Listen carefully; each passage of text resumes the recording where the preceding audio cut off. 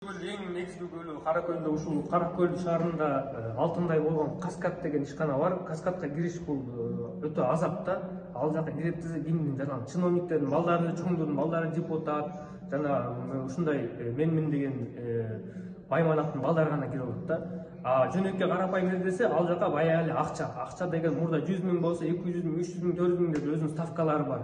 Жана ушундай эле ал жака кандай менде факт десе, бул факт деген акыркы 2-3 жылдын ичинде эле айтып коеюн. 5 жыл 10 жылды ойлой коюнчу. Акыркы 2-3 жылдын ичинде же быйыл эле канча адам ишке кирди жана кандай балдар ишке кирди, канча жашы канчада, профессиясы кандай, өзүнүн стажы барбы, стажы жокпу, ошол балдар ишке кирди жана эми эле 10 жыл мурун чыдаган резюме адамдар Сахалинде иштеп келген, то есть ушундай бир өзүнүн стажы бар адамдар резюмесин чыдаган, бирок ишке кире албай жүрүшөт. Бирок анткени алардын таанышы жок, жанагы акчасы жок, алар ишке кире албай жүрүшөт. Бирок байдын балдары кирип жүрүшөт.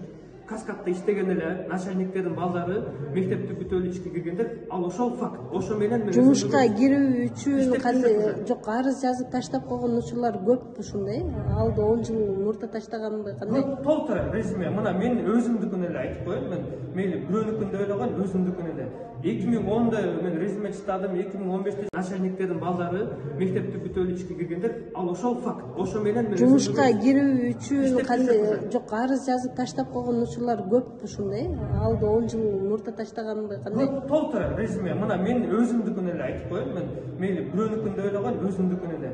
2010да мен резюме чыдадым, 2015те чыдадым, 17-18 ошол жерде резюмелер бүтүп турган болуш керек архивдечи. Мен өзүм стаж работа менде чоң, жана мага окшогондор да чоң стажы барлар, ошолор ишке кире албай эле турушат да. Менден кичүүлөр мектепти бүтүп эле, бирок мен ата-энесин билем кайсы жакта иштейт. Ошол эле Каскадтын бир жердин начальниги, бир начальник участканын бир баласы. Же болбосо бир кайнизи, эми ошо директордун кайнизи, жээни, ошондой эле кирип кеткен ишкечи. Акыркы 2-3 жылдын ичинде эле мен мурда деп ойлой коеюн. Факт менен сүйлөйлү, болгон эле сүйлөйлү. Анткени бул нерсени бүгүнкү күндө камап, жорстко мера турбасак, бул нерсе чечилбейт да, бул нерсечи. Ошол эле мен болгон айтчу. Мурда иштеп жүргөн же жөн эле мектептен келип отуруп алгандарбы? Ошо история менен карап туруп иштешейли, чогуу. Анан ошону карайлы, кимдин балдары киргендерин. Анан карапайым эл, Россиялап иштеп жүргөн, Сахалинде иштеп жүргөн стажы барлар, профессионалдар 10 жылдан бери резюмеси турат Каскадта, ошол жерде мындай пачка болуп турат. Ошолор кирбеген, ушул жерден факт менен далилдеп берели мен сизге. Мына. Бул жерде укук органдары турат, прокуратура, областтын прокурору турат. Прокуратуралар бүт мага кайрылсын, ошол жерден бүт чогуу иштешели ошону. Камайлы, камагандар камайлы болду да. Пустун деп атабыз. Областтын прокурору өзү көзү менен алат дегенче. Анан Кара Көлгө эң жакшы бир Токтогул Иштеректин айлык кеңеши кара берсин. Ошонки депутаттар менен сүйлөшкүлө. Сиздерде маселе жок да бул жерде. Урматтуу апа, сиз итти жумша, ит куйруктун жумшасын кайрылачы. Акимин айтпайсыз бул маселени койсун. Аким депутаттар, мына сиз депутат өзүңүз мындай эркин депутатсыз турабы? Мэрдин айтканын сиз угасызбы? Укпайм. Анан эмнени айтып атасыз? Эмнеге мен мэр болушум керек? Ал деле акимди эмнеге угамдайт ал? Жок, мэр подотчетный болсо, мэр сунушту берет да. Биз маселени мэрге подотчет эмес депутат, айлык кеңеш. Урматтуу аким сунушту бериш керек, айыл өкмөтү сунушту киргизиш керек. Айылдык кеңешке. Ана маселени карайт да. Хорошо.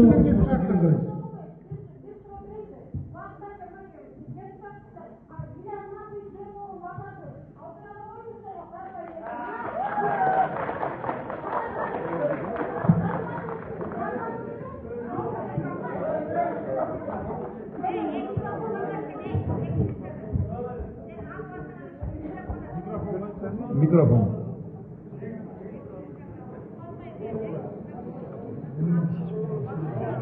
Бүт бүгүн жогорку эмес депутаттарга кайрылган. Бирөөңүздөр ошол учурда Ильяс Мартовичтин жанында жүргөнсүздөр. Мен ал кишини да күнөөлөйм. Алып берип койгон базарды кимиңиздер алып бере алдыңыздар? Мына губернатордун Талай Кадиматовичтин жардамы менен алынды ошол базар. Чаркыйга сатылып кеткен жерде. Сизге айтып атам. Ал Гипроземдин катоосунда мыйзам боюнча сугат болуп кирип калыптыр. Биз аны 100 жолу тактадык. Эмне себептен ал ортодо сугат болуп турат? Ал айыл чарба багытына жарасыз деп. Аптада токтогуз. Эми кирип калыптыр деп отура беребизби эки болуштуу ушул? Же президентке маселени коюш керек. Ушу сиздер өкүлсүздөр. Сиздер койбойсуздар ошол жерге маселе. Жок, коюп атпайбызбы ушу? Жок, Каракөлдүкүн коюңузчу мына, реалдуу түрдө. Реалдуу түрдө эл жашаган жерде койбойсузбу маселени? Жок, коюп атпайбызбы ушул маселени? Коюп атпайбызбы ошону? Урматтуу президенттин өкүлү. Мына жогоруда 111 маселени айтты. Биз жыргап жашап атабыз.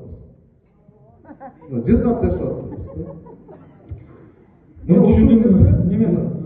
Эми азыр сөз болуп кетейин. Биз азыр убакыттан утуруп коебуз. Баягы үчтөрек менен талаштыктан сиз жөн эле айтып койдуңуз да, жөн эле чечип койду. Сиз мына депутат экенсиз, депутаттар менен кесиптештериңиз менен эмне чечпей атасыз барып? Эмнеге сүйлөшпөй атасыз? Мына кесиптештериңиз, алар дагы депутат, сиз дагы депутатсыз. Барып Сүйлөшүп, сессиясына катышып, макулдук кагазын алып келгиле, калганын мен чечип берейин. Урматтуу Асатбек Токтогулович, мындай да биз бул маселени токтогулдун комиссия келген маселени караганбыз. Анан кийин алар Сиздер эмес, алар карап берсин. Сиздерден эч ким сураган жок. Токтогул үчтөректин айлык кеңеши карап берсин.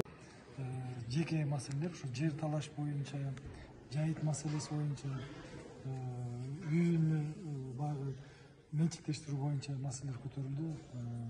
Анан негизги маселе бул каскад ГЭСке ишке кирүү боюнча.